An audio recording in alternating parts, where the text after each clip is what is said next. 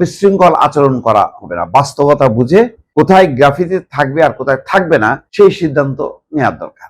এই যে হুট করে একটা চট্টগ্রামের মতন একটা গুরুত্বপূর্ণ সিটিতে, নগরীতে এই উত্তেজনা, এটা কিন্তু কাম্য না। চট্টগ্রামে একটা সংকট তৈরি হয়েছে, সেটা হচ্ছে গ্রাফিতি। জুলাই অভ্যুত্থানের গ্রাফিতি মোছার প্রতিবাদে কালকে রাতের থেকে উত্তেজনা। এখন যে সর্বশেষ খবর, জিসি মোড় থেকে দেওয়ানহাট পর্যন্ত সভা সমাবেশ নিষিদ্ধ। চট্টগ্রামে গ্রাফিতি ইস্যুতে বিএনপি এনসিপি উত্তেজনা, এবং সেই কারণেই জিসির মোড় থেকে দেওয়ানহাট পর্যন্ত সভা সমাবেশ নিষিদ্ধ করা হয়েছে।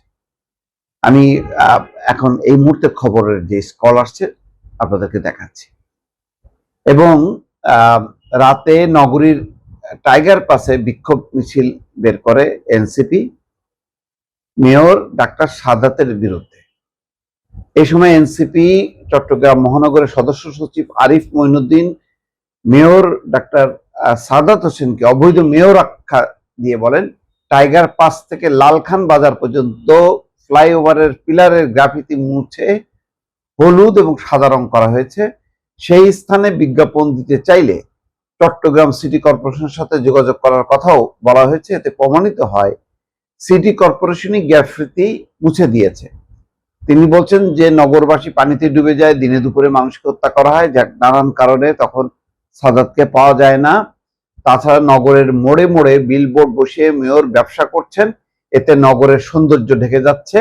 শেষ পর্যন্ত মেয়রের লোভ এত হয়েছে যে জুলাই অভ্যুত্থানের স্মৃতি বিজড়িত গ্রাফিতি মুছে সেখানেও তিনি বিজ্ঞাপনের বিলবোর্ড বসাচ্ছেন। পরে সেখানে এনসিপি নেতা কর্মীরা পুনরায় গ্রাফিতি অঙ্কন করার ঘোষণা দেন। যাই, এখানে পাল্টাপাল্টি অবস্থান কালকে রাতের থেকে।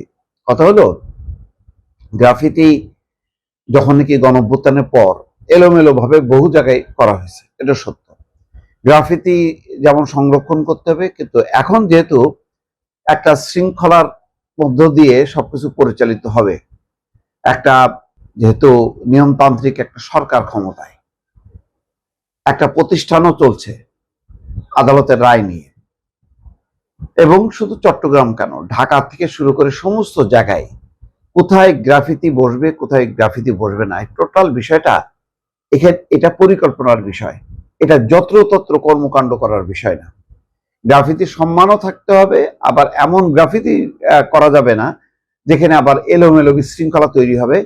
নগরীর যদি বিলবোর্ড বিজ্ঞাপনের বিজনেস থাকে, সেটা সিটি কর্পোরেশনের ইনকামের একটা পথ, এটাকে মানে তুচ্ছ-তাচ্ছিল্য করার কোনো কারণ নেই। তো সবকিছু পরিকল্পনা মাফিক হইতে হবে। সেই কারণে যেটা দরকার ছিল একটা সম্মিলিত একটা পরিকল্পনা, যেখানে সব পক্ষই থাকবে। এককভাবে সিটি কর্পোরেশনও উচিত হবে না, আবার এনসিপির যারা বিক্ষোভ করছে তাদেরও বিশৃঙ্খল আচরণ করা হবে না। বাস্তবতা বুঝে কোথায় গ্রাফিতি থাকবে আর কোথায় থাকবে না সেই সিদ্ধান্ত নেওয়ার দরকার। এই যে হুট করে একটা চট্টগ্রামের মতন একটা গুরুত্বপূর্ণ সিটিতে, নগরীতে এই উত্তেজনা ছড়ানো কালকের থেকে শুরু হয়েছে আজকে পর্যন্ত, এটা কিন্তু কাম্য না।